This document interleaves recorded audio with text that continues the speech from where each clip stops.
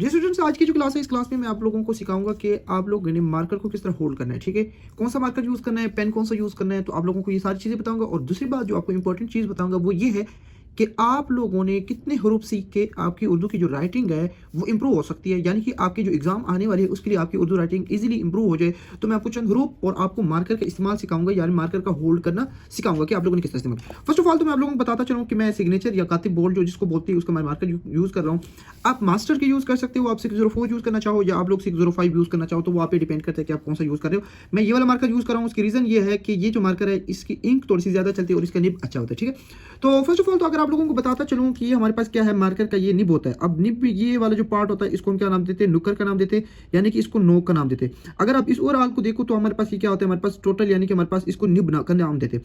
अब उर्दू के लिए जो होता है ये जो नोक होता है वो राइट साइड की तरफ होता है। और अब आप लोगों ने देखना है कि हमारे पास इसको हमने इस्तेमाल किस तरह करना है। ठीक है, तो फर्स्ट ऑफ ऑल अगर आप लोगों को मैं बताता चलूँ कि हमारे पास जो मार्कर है ना उसको आप लोगों ने किस तरह यूज़ करना है। ये देखिए, हमारे पास जो मार्कर है ना इसको आप लोगों ने करना क्या है कि हमारे पास ये जो 2 फिंगर है इनसे आपने क्या करना है, होल्ड करना है। ठीक है, और जो आप लोगों ने इस ये वाली जो थंब है इससे आपने क्या करना है, इसको होल्ड करना है, यानी कि इन दो से, ये जो 2 फिंगर है आपके पास, आपने इनसे क्या किया, इसको होल्ड किया हुआ है, पकड़ा हुआ है, और इससे आप क्या करेंगे, सहारा देंगे। इसको क्या देंगे, सहारा देंगे।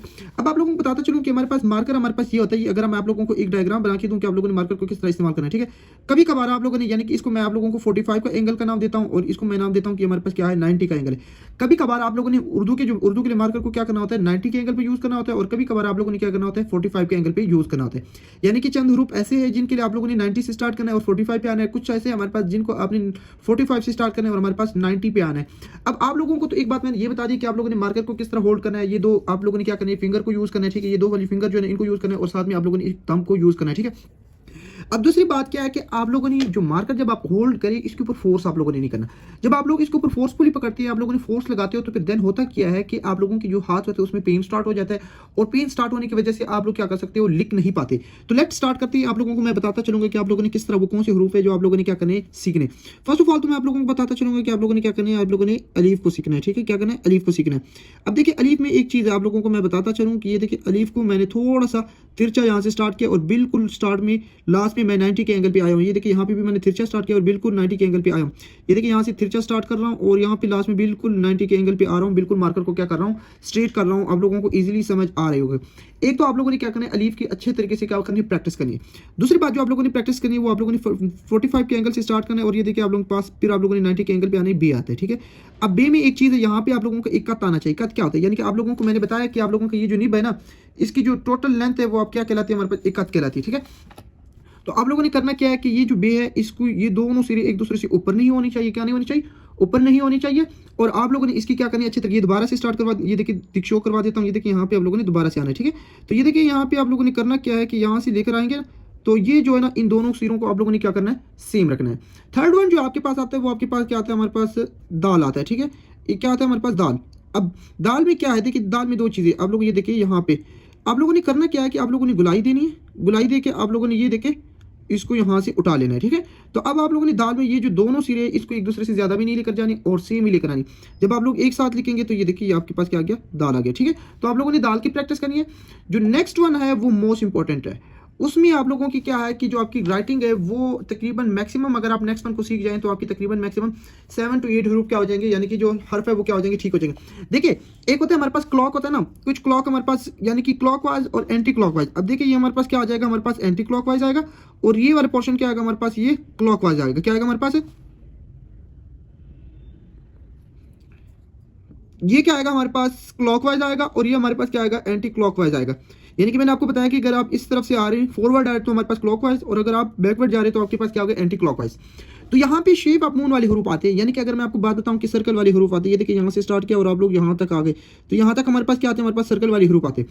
अब कुछ हरूफ को आपने क्या करना होता है हमारे पास, ये देखिए आप लिखने क्लॉकवाइज, और कुछ हरूफ को आपने लिखना होता है एंटी क्लॉकवाइज। जैसे कि मैंने आपको नून लिख के दिखाया तो आप लोगों ने ये क्या किया, क्लॉकवाइज लिख लिया। इसी तरह आप लोगों को बहुत सारे हरूफ है जो हमारे पास क्लॉकवाइज, और इसी तरह हमारे पास एक हर्फ है हमारे पास जीम, जो आप लोगों ने क्या करना होता है, हमारे पास एंटी क्लॉकवाइज लिखना होता है। क्या लिखना होता है, एंटी क्लॉकवाइज। अब यहाँ पे दो चीजें, अगर आप लोग समझे यहाँ पे दो चीजें, क्या चीज़ है, हमने पहले बे लिखा। अब देखिए अगर बे के बारे में आप लोग देखें तो हमने बे को लाइन के ऊपर लिखा। क्या क्या हमारे पास लाइन के ऊपर लिखा, लाइन से बिल्कुल नीचे नहीं आए। और जो हमारे पास शेप ऑफ मून है, ये जो हमारे पास ये वाली हरूफ होती है हमारे पास लाइन से नीचे आ सकते। अगर आप लोग लाइक, अगर मैं आपको सपोज कर लूँ बीच शो कर देता हूँ, ये देखिए भी अगर मैं लाइन से नीचे आऊँगा तो ये हमारे पास क्या हो जाएगा, गलत काउंट किया जाएगा। इसी तरह अगर मैं शेप ऑफ मून को हमारे पास लाइन से नीचे लेकर आऊँगा तो ये हमारे पास सही काउंट किया जाएगा।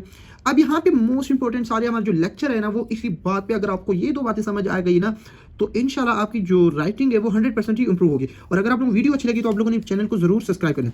देखिए यहाँ पे एक आप लोगों को बात बताता चलो कि कुछ हरूफ जो होते हैं वो लाइन के ऊपर ही आते हैं, उनको आप लोगों ने लाइन से नीचे नहीं लिख सकते, तो आप लोगों ने हमेशा उनको लाइन के ऊपर ही लिखना है। और कुछ हरूफ ऐसे होते हैं जिनको आप लाइन से नीचे लेकर आ सकते हैं, अगर आप लेकर आए तो कोई मुश्किल नहीं है। यानी कि वो कौन से हरूफ है, वो शेप ऑफ मून वाले हरूफ है। अब शेप ऑफ मून क्या है, देखिए ये जो हमारे पास है, ये हमारे पास क्या होता है, हमारे पास शेप ऑफ मून होता है। यानी कि आप लोगों ने क्या किया, 45 के एंगल पे स्टार्ट किया और यहाँ पे खुद ब खुद यहाँ पे वो आ गया इसमें। तो ये देखिए यहाँ पे जो गुलाई है, यहाँ पे आप जब मार्कर को गुलाई सर्कल देंगे ना, गोलेंगे ना, मोड़ेंगे ना, तो हमारे पास क्या होगा, हमारे पास ये जो मार्कर है वो खुद उसमें मोटाई आ जाएगी। तो आप लोगों ने करना क्या है कि जो शेप ऑफ मून वाली हरूफ है उनको भी आप लोगों ने लाइन के ऊपर ही रखने की कोशिश करनी। क्यों? क्योंकि आप लोगों ने एग्जाम के लिए राइटिंग इंप्रूव करनी है, तो आप लोगों ने ये कोशिश करनी है कि अपनी राइटिंग को इंप्रूव करने के लिए आप लोगों ने क्या करना है, हमारे पास लाइन के ऊपर ही हरूफ को रखना है। उसकी रीजन क्या है? उसकी रीजन ये कि अगर आप लोग नीचे लेकर आएंगे तो आपकी नेक्स्ट, ये देखिए यहाँ पे मैं इसको नीचे लेकर आया तो मेरी ये नेक्स्ट लाइन क्या होगी, डिस्टर्ब हो गई है। अब आप लोग नेक्स्ट सेंटेंस नहीं लिख सकते। जिस तरह देखिए आप लोगों के पास ये देखिए सीन है, आप लोग ये देखिए यहाँ से लेकर आएंगे तो ये आप लोग देखिए लाइन, नेक्स्ट लाइन डिस्टर्ब नहीं होंगे इससे, बिल्कुल जबरदस्त है।